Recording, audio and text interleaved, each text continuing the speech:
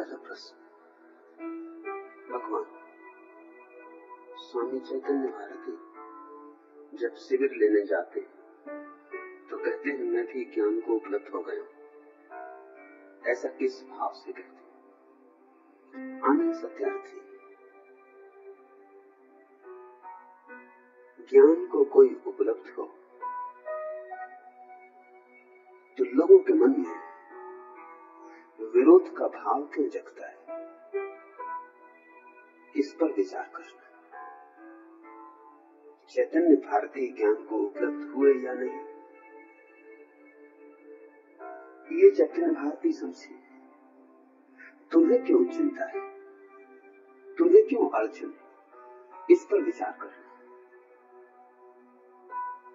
चैतन्य भारती का ज्ञान या अज्ञान तुम्हारे जीवन की समस्या नहीं, दूसरे की समस्याओं को अपनी न बनाओ। अपनी ही समस्याएं इतनी है कि हल हो जाएं, तो परमात्मा को धन्यवाद देना। लेकिन कोई ज्ञान को उपलब्ध हो गया ऐसा कहा, सच हो कि झूठ, ये सवाल नहीं है कि लोगों को एकदम प्रतिरोध पैदा होता, लोगों को चोट लगती, उनके अहंकार को चोट लगती, तो अरे चैतन्य भारती ज्ञान को उपलब्ध हो गए, यह कैसे हो सकता है? तुमने उनसे भी बड़ी घटना घटा रखी है कि तुम अज्ञान को उपलब्ध हो गए। यह ज्यादा बड़ा काम, क्योंकि ज्ञान तो स्वाभाविक है, अज्ञान प्रभाव है। ज्ञान तो नैसर्गिक है, अज्ञान कृत्रिम है। ज्ञानी तो तुम पैदा हुए हो, अज्ञान तुम्हारा अर्जन है। जब कोई कहे कि मैं अज्ञान को उपलब्ध हो गया हूं, तब चमत्कार है। कोई ज्ञान को उपलब्ध हो जाए, इसमें चमत्कार कुछ भी नहीं। सभी को होना चाहिए ज्ञान को उपलब्ध। ज्ञान को उपलब्ध हो गया हूं ऐसा कहना भी ठीक नहीं, क्योंकि उपलब्ध तो हम उसको होते हैं जो हम नहीं। ज्ञान तो हमारी स्वाभाविक दशा है, बोध तो हमारी आत्मा है, उसे तो हम लेकर ही आए, वह तो सदा सदा से हमारी स्थिति है। आश्चर्य तो ये है कि रोशनी अंधेरे में कैसे खो गई। आश्चर्य तो यह है कि जागना जिसका स्वभाव है वह सो कैसे गया। जब भी तुमसे कोई कहे आनंद सत्यार्थी कि मैं अज्ञानी हूं, तब चमत्कार को नमस्कार करना। ज्ञानी कोई कहे इसमें क्या अड़चन, लेकिन लोगों को अड़चन होती है, क्योंकि जब भी कोई कहता मैं ज्ञानी, तो तुम्हारे भीतर चोट लगती, तुम्हारे अहंकार को कि मेरे रहते और तुम ज्ञानी हो गए। अभी मैं भी नहीं हुआ ज्ञानी और तुम ज्ञानी हो गए, बर्दाश्त नहीं किया जा सकता है। समझदार अगर हो तो कहोगे कह रहे चैतन्य भारती तक ज्ञान को उपलब्ध हो गए तो मैं भी हो जाऊं, अब अर्जन क्या रही। जब चैतन्य भारती ज्ञान को उपलब्ध हो सकते तो आनंद सत्यार्थी क्यों नहीं हो सकते? प्रसन्न हो, कोई ज्ञान को उपलब्ध हो गया तो प्रसन्न हो, आनंदित हो, जश्न मनाओ कि एक और व्यक्ति ज्ञान को उपलब्ध हो गया, तुम्हारे लिए रास्ता और आसान हो गया। अज्ञानियों की पंक्ति थोड़ी छोटी हो गई, क्यों थोड़ा आगे सरका, तुम भी थोड़े आगे बढ़े। नहीं, लेकिन उल्टा होता है। किसी ने कहा कि मैं ज्ञान को उपलब्ध हुआ, कि तुम्हें चोट लगी, तुम्हें बेचैनी हुई।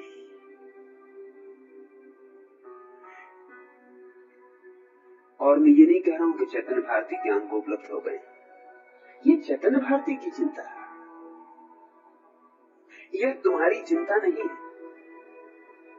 और ऐसी व्यर्थ की चिंताओं में लोग सदियां गंवाते हैं, जन्मों को खो दिया है उन्होंने। अभी भी सोच रहे हैं कि बुद्ध ज्ञान को उपलब्ध हुए थे कि नहीं, कि महावीर वस्तुतः तीर्थंकर थे कि नहीं, कि जीसस वस्तुतः ईश्वर के बेटे थे या नहीं, अभी भी सोच रहे हैं।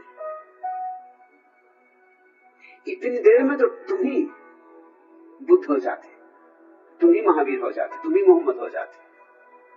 इतनी देर में तो तुम्हारी ही कुरान पैदा हो गई होती, इतना समय इसमें गंवाया है।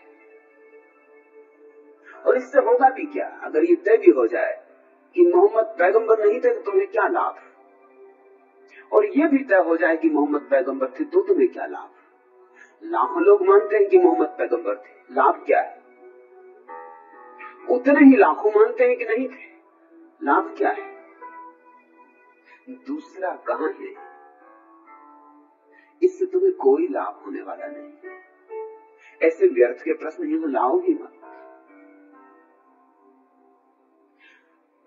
अपनी चिंता करो, समय ऐसे ही काफी गमाया है और न गमाओ। अपने जीवन से संबंधित प्रश्न उठाओ ताकि उन प्रश्नों को मैं काट सकूं, तुम्हें निष्प्रश्न कर सकूं। ये प्रश्न उठाना भी हो तो चैतन्य भारती को उठाना चाहिए कि मैं ज्ञान को उपलब्ध हुआ या नहीं। तो चैतन्य भारती डर के मारे उठाते नहीं, बाहर जाके कहते होंगे, यहां नहीं कहते। कहना चाहिए मुझसे।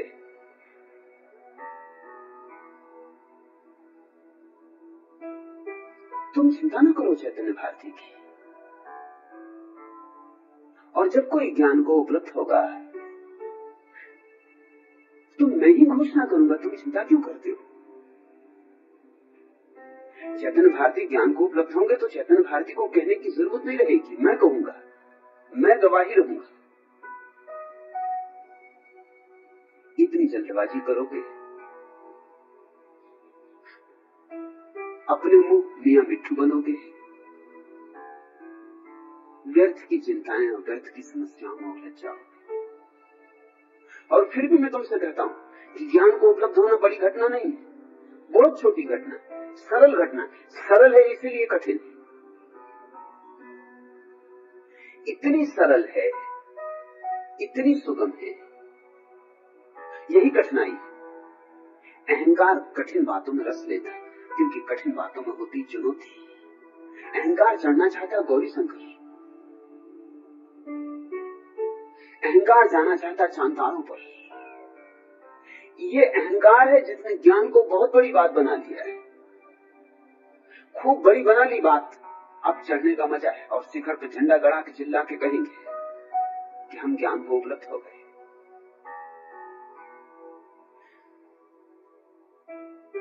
ये मैं का ही उद्घोष रहेगा और मैं बिना उद्घोष के नहीं रह सकता। मजा ही इस बात में, मजा ज्ञान में कम है, ज्ञान को उपलब्ध हो गया हूं इसकी घोषणा में ज्यादा है। और यही सब अज्ञान के रास्ते हैं। मैं तुमसे कह रहा हूं यह कि ज्ञान तुम्हारा स्वभाव है, उपलब्ध नहीं होना है। उपलब्ध होने की भाषा ही जाने दो। ये कोई पाने की चीज नहीं है जो आगे कभी भविष्य में मिलनी, प्रयास से मिलनी है, प्रयत्न से मिलनी। ये कोई ऐसी मंजिल नहीं है जो चल चल के मिलनी। ये ऐसी मंजिल है जो बैठ जाओ तो मिल गई। बैठ जाओ तो पता चलता है कि मिली ही थी, दौड़ते थे इसलिए चूकते थे। चैतन्य भारती इसी क्षण ज्ञान को उपलब्ध हो सकते हैं और आनंद सत्यार्थी भी इसी क्षण ज्ञान को उपलब्ध हो सकते हैं, क्योंकि ज्ञान को उपलब्ध हो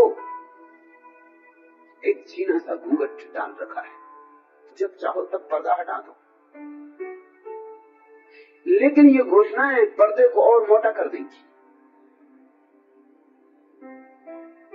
ये घोषणाएं पर्दे को और सघन कर देंगी। तो मैं ये नहीं कह रहा हूं कि चैतन्य भारती ज्ञान को उपलब्ध हो गए, यही कह रहा हूं उपलब्धि की भाषा जाने दो तो चैतन्य भारती ज्ञान को उपलब्ध है ही। ये घोषणा छोड़ दो, इसकी चिंता ही ना लो। और तुम भी आनंद सत्यार्थी इसी क्षण वहां हो जहां होना है। हम परमात्मा में हैं ही, लेकिन हमने हर चीज को महत्वाकांक्षा बना लिया, परमात्मा को भी, ज्ञान को भी, सत्य को भी। ये मन का खेल हर चीज को महत्वाकांक्षा बना देता है, क्योंकि जब महत्वाकांक्षा बन जाती तो भविष्य पैदा हो जाता है। जब भविष्य पैदा हो गया तो बस यात्रा शुरू हुई। क्या पाना है? ज्ञान, पाना है सत्य, पाना है मोक्ष। बस पाने की दौड़ मन है। और जहां मन है वहां कहां मोक्ष, वहां कहां ज्ञान। जिस दिन ज्ञान घटेगा उस दिन तुम चकित होकर हैरान होगे कि कैसे आश्चर्य की बात है कि मैं अज्ञानी था। ये हो ही नहीं सकता, अज्ञान हो ही नहीं सकता। और मैं मानता रहा, मेरी मान्यता उसे बनाए रखी, मैं उसे जिलाए रखा हजार मेहनत करके। और सबसे बड़ी मेहनत अज्ञान को बचाने की है कि ज्ञान पाना है। ये सबसे बड़ी आड़ है, ज्ञान पाना है। अर्थात आज तो होगा नहीं, कल होगा, और कल कभी आता नहीं। ज्ञान पाना है मतलब भविष्य की योजना बनानी। अभी तो जैसे अज्ञानी है रहेंगे, कल ज्ञान को उपलब्ध होंगे। लेकिन ख्याल रखना, अगर आज अज्ञानी रहे तो अज्ञान की परत आज 24 घंटे और मजबूत होगी। अगर आज नहीं टूट सकती थी तो कल कैसे टूटेगी? कल तो टूटना और मुश्किल हो जाएगी। तोड़नी हो तो अभी, इसी क्षण, टालना मत। टाली कि सदा के लिए टाली, अभी या कभी नहीं। तुम सब ज्ञानी हो, ये मेरा उद्घोष। तुम अभी ज्ञानी हो, तुम्हें पता हो या ना हो।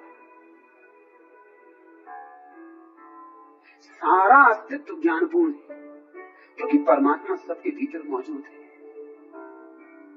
तुम ये उपलब्धि की भाषा छोड़ दो। तुम्हारे मन को चोट लगी कि चैतन्य भारती कहते हैं कि मैं ज्ञान को उपलब्ध हो गए, तुम्हें इस पर भरोसा नहीं आया। क्यों भरोसा ना आया? क्या अड़चन आई तुम्हें? यही अड़चन आई कि इतना कठिन काम और चैतन्य भारती ने कर लिया। इतना महाकठिन काम कभी कोई बुद्ध, कभी कोई महावीर कर पाता है, चैतन्य भारती कर ली। तुमने गौरी शंकर नाहक खड़ा कर रखा है। ज्ञान कोई गौरी शंकर नहीं, समतल भूमि पर चलना भी कहना ठीक नहीं, समतल भूमि पर बैठना। विश्राम है ज्ञान, विराम है ज्ञान।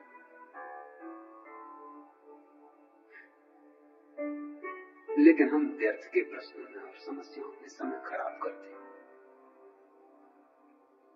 चैतन्य भारती कहें तो खूब ताली बजा के उनका स्वागत करना, फूल मालाएं पहना दे, हर्जा क्या है? चलो एक आदमी और ज्ञान को उपलब्ध हुआ है।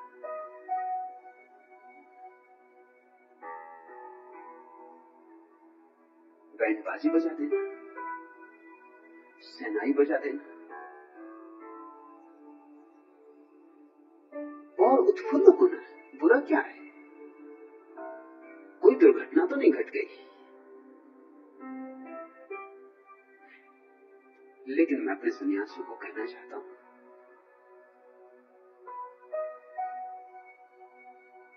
मैं तुम्हारी घोषणा करूंगा, जल्दी ना करो। जल्दबाजी अज्ञानी का लक्षण। जब मैं तुम्हारे लिए बोल सकता हूं तो तुम चुप ही रहो। तुम बोल के अपने लिए व्यर्थ अड़चन खड़ी कर लोगे। और डर ये है कि तुम्हारे बोलने में कहीं अहंकार का रस्सी ना हो। ज्यादा संभावना यही है कि तुम्हारा ज्ञान, तुम्हारी समाधि तुम्हारे अहंकार का नया आभूषण हो। तब ज्ञान तो और दूर हो जाएगा, समाधि और दूर हो जाएगी। और बजाय इसके कि तुम जागते, तुम और गहरी निद्रा में खो जाओगे। अब मैं चाहता हूं कि तुम जागो। जाग जाओगे तो मैं दुनिया को कह दूंगा तुम घबराओ मत। मैं चाहता हूं लाखों लाखों लोग जागे। ये घटना इतनी सरल हो जानी चाहिए कि जो भी घड़ी भर शांत बैठना सीख ले वही जाग जाए। इतनी ही सरल बनाने की चेष्टा में संलग्न हूं।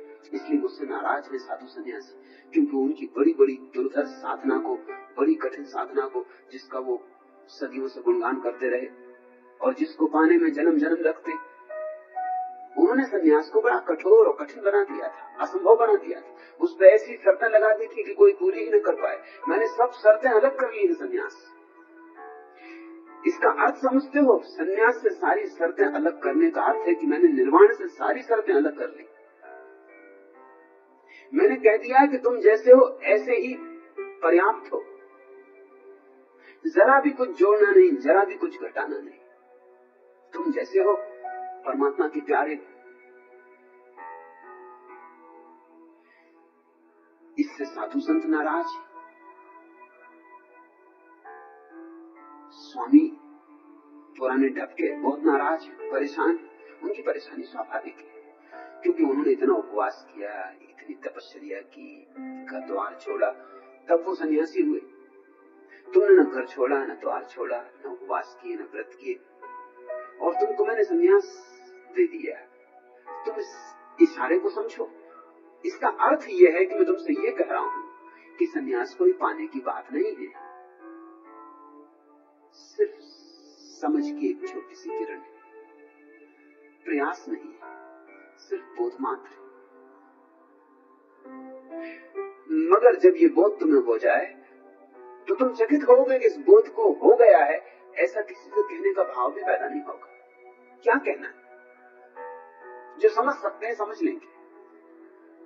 हाँ, तुम्हारा जीवन, तुम्हारा उठना बैठना प्रसादपूर्ण हो जाएगा, तुम्हारे एक एक शब्द में माधुरी हो जाएगा, संगीत हो जाएगा। तुम्हारे पास जो आएंगे उन्हें प्रतीत होने लगेगी एक अपूर्व शीतलता। तुम्हारे पास बूंदाबांदी होने लगेगी, लोगों को खबर मिलने लगेगी, अपने से खबर मिलने लगेगी। और ये ज्यादा आनंदपूर्ण हुआ होता कि आनंद सत्यार्थी को पता चलता है कि चैतन्य भारती ज्ञान को उपलब्ध हो गए। आनंद सत्यार्थी ये खबर लाते हैं कि मुझे लगता है चैतन्य भारती ज्ञान को उपलब्ध हो गए, तब मजा बहुत होता है, तब आनंद बहुत होता है। मगर चैतन्य भारती ने घोषणा करके आनंद सत्यार्थी को और दुश्मन बना दिया। अब तो चैतन्य भारती किसी दिन ज्ञान को भी उपलब्ध हो जाएं तो भी आनंद सत्यार्थी को दिखाई नहीं पड़ेगा, क्योंकि वो कहेंगे तो पुराने ही घोषणा करते रहे।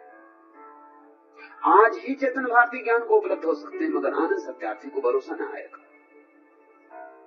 कहना क्या है, हीरा पायो गांठ गठियायो, बाकू बार बार क्यों खोले। मिल गया हीरा, चुपचाप अपनी गांठ में संभाल लो। फिर मैं हूं यहां। शिष्य के बहुत काम गुरु अपने सिर ले लेता है, उसके पाप भी, उसके पुण्य भी, उसका अज्ञान भी, उसका ज्ञान भी। एक बार तो मेरी नौका में सवार हो गए, फिर अब जो भी होगा मुझे कहने दो। तुम इस तरह की बातें कहोगे तो व्यर्थ की अड़चनें पैदा होगी, लाभ नहीं होगा, किसी को हानि होगी। इस प्रश्न को मैंने इसीलिए लिया कि और लोगों ने भी मुझे पत्र लिखे कि चैतन्य भारती ऐसा कहते हैं, कि चैतन्य भारती वैसा कहते हैं, कि चैतन्य भारती की इतनी शिकायतें मेरे पास आई हैं कि जिसका हिसाब नहीं। और उन शिकायतों का कुल कारण इतना है कि तुम्हारे जीवन से प्रकट होने दो, मत कहो। तुम्हारे निशब्द में ये भाव अपने आप दूसरे के प्राणों में जगमगाए, ये धुन दूसरे को सुनाई पड़े, बस ठीक है। कहने से प्रयोजन भी क्या है? क्या तुम सोचते हो तुम्हारे कहने से कोई मान लेगा कि तुम ज्ञान को उपलब्ध हो गए? जो मान भी लेते वो भी नहीं मानेंगे, क्योंकि तुम उनके अहंकार को चोट कर दी, उनके अहंकार को घाव लग गया, वो बदला लेंगे। क्या तुम सोचते हो कि तुमने ये कहने से कि तुम ज्ञान को उपलब्ध हो गए तुम्हारी बातों का वजन बढ़ जाएगा? बातों में वजन होता है या नहीं होता है? तुम्हारी उद्घोषणाओं से बातों का कोई वजन नहीं बढ़ता। सन्यासी को खूब सावधान होना चाहिए, क्या कहे क्या ना कहे। खूब होश पूर्वक एक एक शब्द बोलना चाहिए। और चैतन्य भारतीयों को मैं बाहर भेज रहा हूं, ये उनकी साधना है। उन्हें भेजता हूं शिविर लेने, ये उनको दी गई साधना है। इसमें जरा चूके तो गिरेंगे। ये कठिन साधना है, संभल के चलने की जरूरत है, क्योंकि सबसे बड़ी कठिनाई दुनिया में है भीड़। सबसे बड़ी कठिनाई है लोग मुझे पूजे, लोग मुझे माने, लोग सम्मान दें, लोगों की आंख मुख पे लगे। ये रस अहंकार का सूक्ष्म से सूक्ष्म रस। तो जब मैं चैतन्य भारती को भेज रहा हूं तो उन्हें समझ ही लेना चाहिए कि यही उनका रोग होगा कहीं भीतर, जिसको तोड़ने की मैंने चेष्टा की। किसी को ऐसे ही कहीं नहीं भेज देता हूं। यहां जिसको भी जो काम दिया गया है उसका प्रयोजन है। जिस दिन प्रयोजन पूरा हो जाएगा उस दिन काम बदल दिया जाएगा। चैतन्य भारती को भेज रहा हूं सिर्फ इसीलिए कि ये उनकी एकमात्र बीमारी, जिस दिन ये टूट जाएगी उस दिन ज्ञान मिला ही हुआ है, मिला ही था। बस ये एक बीमारी है। इस बीमारी को तोड़ने के लिए उन्हें बाहर भेज रहा हूं, भीड़ में भेज रहा हूं, क्योंकि उनको यहां आश्रम में बिठा दिया जाए तो ये बीमारी को टूटने की चुनौती न मिलेगी। चुनौती से ही बीमारियां टूटती। तो जब मैं किसी को भेजता हूं कहीं, उसे समझ लेना चाहिए कि कुछ प्रयोजन होगा, कोई अर्थ होगा। किसी और को भेज सकता था, लेकिन इतने हजारों सन्यासियों में से चैतन्य भारती को चुना है जाने के लिए, मृदुला को चुना है जाने के लिए। तो समझ लेना चाहिए उनको कि कहीं कोई रस होगा। उस रस की आखिरी जड़ काटने के लिए तुम्हें भेज रहा हूं। उस जड़ को पानी मत दो, उसे काटो। जिस दिन कट जाएगी, और आज कट सकती, अभी कट सकती, क्योंकि जड़ तुम्हारे मानने में है। ये हम मानना गिरा कि वहां अज्ञान गया। अज्ञान को तुम संभाले हो। ज्ञान की घोषणा अज्ञान को बचने का आखिरी उपाय हो सकती है।